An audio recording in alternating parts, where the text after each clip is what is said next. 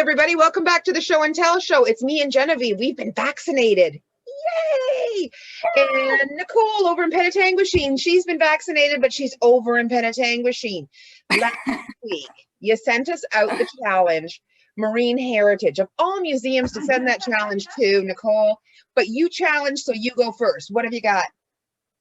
All right, so what I have is right behind me here, which is the captain's wheel of one of the logging ships for the Seebeck Manufacturing Company. The ship was called the Beaverstone.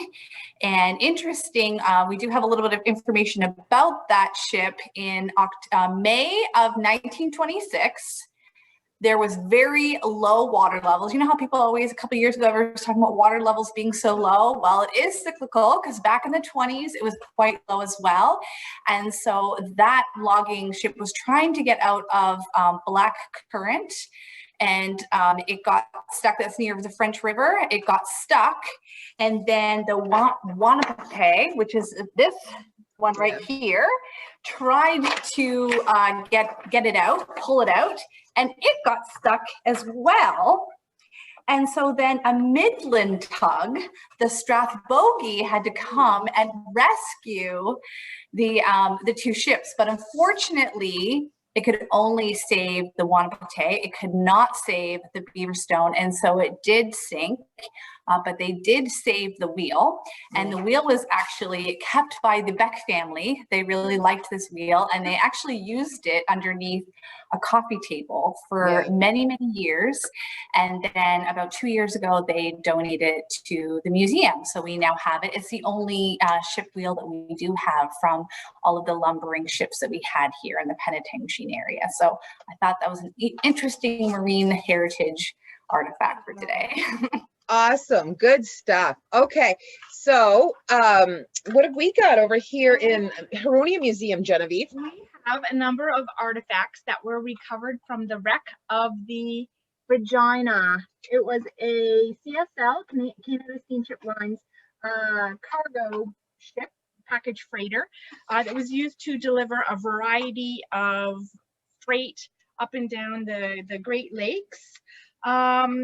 It sank in November, sorry, this isn't funny at all. November 9th, 1913, it sank in what is called the Great Storm of 1913. It was a fierce blizzard that swept across the American Midwest up into the Great Lakes. Was about 3 or 4 days long. It was a terrible blizzard with hurricane force winds and waves that were, I've read, between 38 and 50 feet tall. In total, there were 19 ships sank with a loss of crew of 248 crew, and they estimate that in today's value, there was almost $131 million lost. That was only including the vessels themselves and the freight. That doesn't include any, I guess, the loss of the men and their livelihoods and what that meant to their families.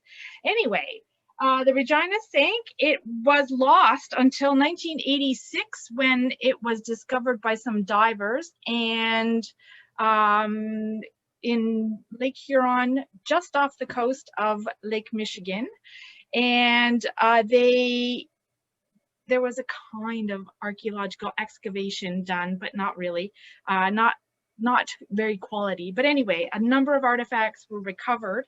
And in 2013, to commemorate the loss of the ship in this great storm, and what it meant for the history of shipping on the Great Lakes, the Great Lakes Maritime Institute in Dearborn, Michigan, offered bankers boxes of artifacts from the ship to a number of museums in Ontario who represented areas where some of the crew was from. So we had 3 men from Huronia who had been on that ship. There was Edward McConkie of Barrie. He was the captain. He was only 34 years old. His wife's cousin, Bert Dusome from Penetang, he was the second mate. And another fella from Penetang by the name of Robert Stalker, he was the wheelsman. They all lost their lives on the ship. So to commemorate those, we've got a real variety of artifacts. It was carrying a crazy variety. Things like canned goods, bales of hay, sewer pipes, bottles of ketchup, preserves, matches, razors, hand lotions, medicines, files, light bulbs, champagne bottles, and whiskey bottles. So what I have here is a bottle of hand lotion, and it's still got some of the contents inside. I've never removed the cork. It's sealed with wax just to see what's inside, because that's, I think, fairly irresponsible. Yeah. Anyway. As a museum person, yeah. Don't use that on your hands. Champagne bottles. And interestingly, a lot of the champagne and the whiskey that were recovered from the ship were still drinkable. And I know that one of the men had actually used, I think, maybe it was 200 bottles of the champagne at his own wedding. I don't know how good a quality it was, but he was pleased to do that. And that reminds me. Where did that rubber come from? It looks like a bicycle inner tube. I was gonna say that's the inner tube from a tire. Yes. Because that was like one of my dad's tricks. Seal it shut so it doesn't pop open on transport. Drinking glasses, spoons. Don't know if you can see that very well. Matches. These ones no longer have sulfur on the tips. Wooden matches, and fragments of the crates. That. Oh, wow. So, yes. Oh, there we go. We have some neat marine heritage stuff over here too. We do have a ship's captain's wheel if you want. When everything, you can come over and you can stand by it. Yeah. Oh, neat. Yeah, we have one on the floor that visitors can actually touch, and yeah. So next week's challenge, because Genevieve and I were just talking. Genevieve has a new dress. It's very pretty. I was commenting on it, yeah. And then I was showing her a dress I was going to buy, and I thought, let's dig out some clothing. I'm sure we have some fantastic. So let's bring out our prettiest dress next week. Good idea. Yes. Yeah? All right. So that's our challenge for next week. Let's bring out our prettiest dress.